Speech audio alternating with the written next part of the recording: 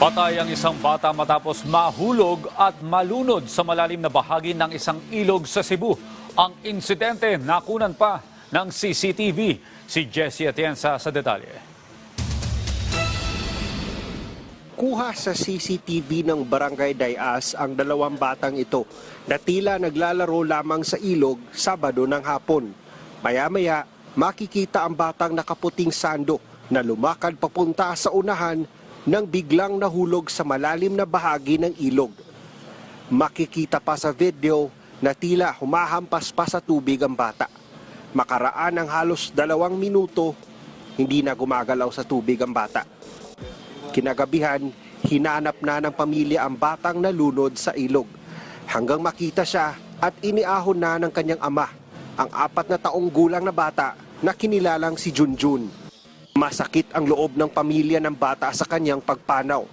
Ayon sa ina ni Junjun, sanay nang naglalakad at naglalaro sa kanilang lugar ang kanyang anak. Wala po ako dito noong araw na yon kasi doon ako sa ibang lugar naglalaba.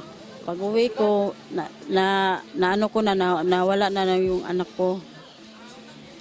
Kaya ang sabi ng asawa ko, nawala daw ang bata. Sinabi ko sa kanya, puntahan mo baka nandoon.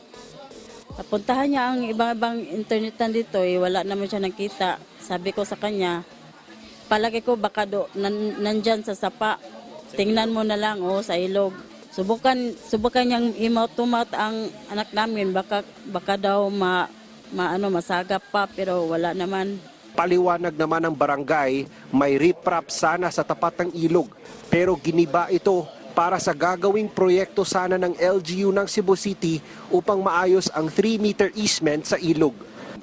I remember, giniba yung little portion ng riprap para makapasok yung bako. Makastage yung bako para yung gagawin niya. Dahil kung wala ka namang, you don't have any space for the heavy equipment to do whatever good things na sa rivers natin. Naging leksyon sa pamilya ang insidente na mas maging maingat sa kanilang mga anak, habang plano naman ngayon ng barangay na maghanda ng budget para sa mga tauhang magmomonitor sa kanilang mga CCTV. Mula sa PTV Cebu, Jessie Atienza para sa Morning Show ng Bayan, Rise and Shine, Pilipinas.